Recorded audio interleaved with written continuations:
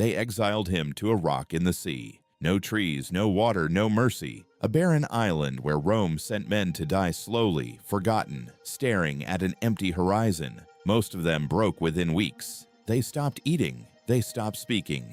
They gave up. But one man did something no one expected. On that dead island, stripped of his home, his students, his name, his freedom, he got stronger, not weaker, stronger. How? How does a man who has lost absolutely everything become harder to break than the emperor who exiled him because he knew something you were never taught, something that turns collapse into fuel? And by the end of this, you will have it too. His name was Musonius Rufus. And to understand what he did, you have to understand where he was standing. The island was called Gyros, a speck of stone in the Aegean, so lifeless the Romans used it as a threat. Being sent there was a death sentence dressed up as a pardon. The land was dry, nothing grew, ships rarely came. Men were dumped on that shore and left to rot in their own despair. Musonius had been a teacher in Rome, a respected voice. He had students who hung on his every word, a comfortable life, a reputation that opened every door. Then the Emperor Nero decided that a man who taught people to think for themselves was dangerous, so he took it all. In an instant, Musonius went from honored philosopher to nameless exile, shoved onto a boat and sailed to the edge of the world. Imagine that walk down to the shore. The other exiles sat in the dirt with hollow eyes. They had already surrendered. To them, the island was the end of the story. But Musonius looked at the same rock and asked a different question. Not, why is this happening to me? He asked, what does this situation actually require of me right now? And here is where it gets strange. While the others waited to die, Musonius started to walk. He explored the island, he studied the ground, and he found something the others swore did not exist. Water, a hidden spring buried in that supposedly dead rock. He dug it out with his hands, and that single act, that refusal to accept the story everyone else believed, kept men alive. Word spread. Visitors actually began sailing to Gyros, not to pity the great exile, to learn from him. The place Rome used as a graveyard became, because of one man, a school.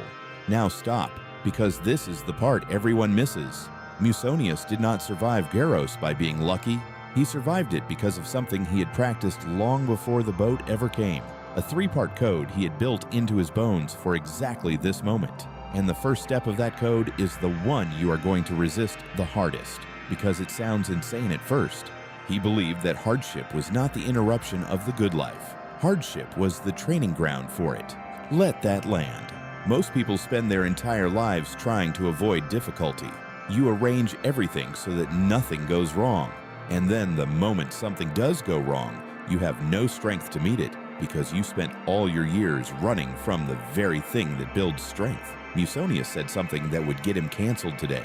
He said we should actively practice hardship while things are still good. Eat simpler food than you need to. Sleep on a harder bed than you have to. Feel the cold sometimes instead of always hiding from it. Not because suffering is holy, because a man who is trained in discomfort cannot be threatened by it. You have felt the opposite of this. Be honest. The morning the alarm went off and your whole body refused to move. The comfortable life that somehow made you weaker, not happier. The way one small inconvenience, a delayed flight, a rude message, a bad week can wreck your entire mood because you have no callus, no armor, no practice at being uncomfortable. We have engineered discomfort out of our lives. And in doing that, we accidentally engineered out our resilience too. So when real collapse comes, the job gone, the relationship over, the diagnosis, the empty bank account, it does not just hurt, it shatters us.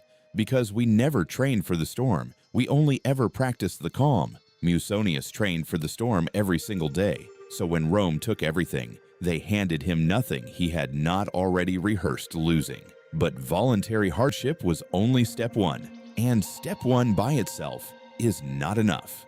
You can be tough and still be lost. You can endure pain and still have no idea why you are enduring it. Musonius knew this.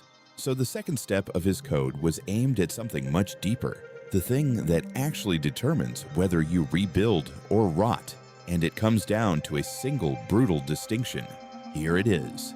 Musonius drew a hard line down the center of existence. On one side, the things that are up to you.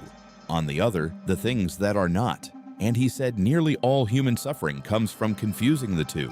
Rome could control where his body went. They could not control who he was when he got there. They could take his house, his title, his students, his comfort. They could not touch his judgment, his character, his response. The island was not up to him. The man who stood on the island was entirely up to him.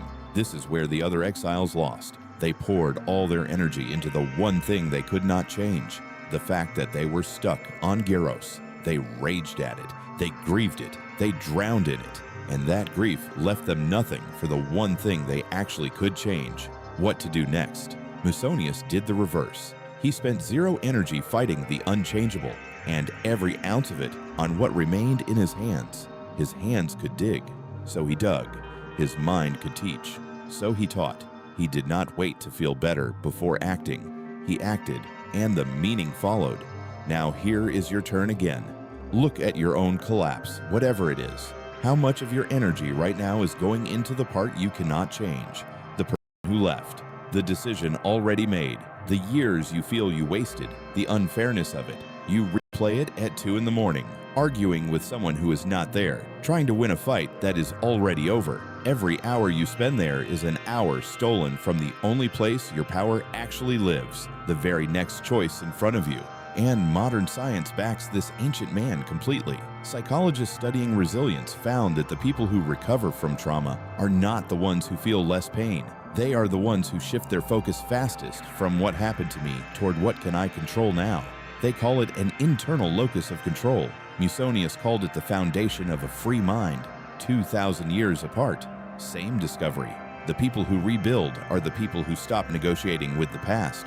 But even this, even toughness plus clarity, was not the whole code, because a man could master both and still curl inward, still become cold, still survive alone on his rock as nothing more than a hard, bitter stone. Musonius refused that ending, and his third step is the one that separates a survivor from someone who actually becomes stronger than before. It is the step almost no modern advice ever tells you. Be useful. That is it. When Musonius had nothing, he did not turn inward to nurse his wounds. He turned outward and asked, "Who can I serve right now?" He found water not just for himself, but for others. He taught not to feel important, but because teaching was the good he could still do. His philosophy was famous for one demand above all, that wisdom must show up in action, in how you treat the person in front of you, or it is just noise. And this is the secret that flips collapse on its head. When you are broken, your instinct is to withdraw, to protect what little is left. But withdrawal is quicksand. The more you focus on your own damage, the larger it grows. The moment you become useful to someone else, something shifts. You stop being only the victim of your story. You become the author of someone else's rescue, and that gives you a reason to stand up that self-pity can never provide. So now, finally, we can answer the question we started with. How does a man who lost everything become harder to break than the emperor who took it? Because Nero's power depended entirely on things outside himself. Armies, gold, fear, the opinion of the mob. Take those away, and Nero was nothing. In fact, Nero would soon lose everything and die in panic and disgrace. But Musonius built his strength on the 3 things no one can ever confiscate: his trained endurance, his clear judgment about what was his to control, and his commitment to be useful no matter where he stood. Strip that man naked on a dead rock, and he is still complete. That is a man the world cannot exile from himself. So here is what you do tonight. Not someday. Tonight. 3 small acts, 1 from each step. First, choose one discomfort on purpose. Take the cold shower, skip the thing you crave. Do the hard task you have been dodging. Prove to yourself you can stand a little pain. Second, take out 1 sheet of paper and draw a line down the middle. On one side, write everything about your situation you cannot control, and then agree to stop feeding it. On the other, write the single next action that is fully in your hands, and do it. Third, before you sleep, do 1 useful thing for 1 other person. A message, a hand, a word. However broken you feel, become the spring in someone else's desert. Do those 3 things, and you are no longer waiting to be rescued. You have become the rescue. Musonius never got his old life back. He did not need it. He had discovered the one life they could never take.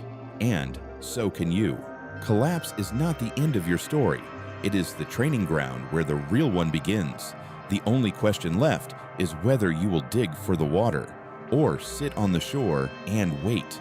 If this stirred something in you, subscribe and stay, because the next lesson from these ancient minds might be the one that changes everything.